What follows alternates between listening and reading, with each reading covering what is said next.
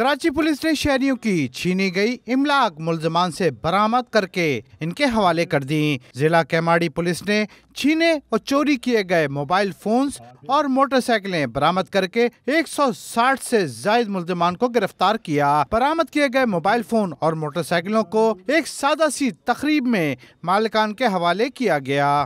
تو ہمارے اس 6 مہینوں کے اندر جو ہے ہم نے 167 موٹر سائیکلیں جو ہیں یہ برآمد کی ہیں۔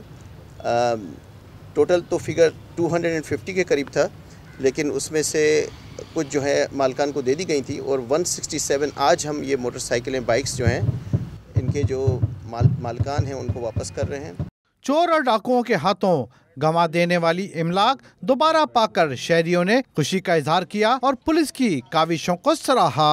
یہ 2 ہفتے پہلے مدینہ تھانے میں نے درخواست دی تھی، کل مجھے کال آئی، بولا آپ کے دفتر میں آ جاؤ، بائک لے جاؤ۔ تو میں بہت شکریہ ادا کرتا اپنے سندھ پولیس کا SSP صاحب کا، اور اپنے SHO صاحب DSP صاحب تو راشد صاحب کا بہت شکریہ ادا کرتا ہوں۔ SSP فدا حسین جانوری کا مزید کہنا تھا کہ کارروائی کے دوران برآمد کی جانے والی مزید موٹر سائیکلوں کے مالکان کو تلاش کر کے ان کے حوالے کیا جائے گا۔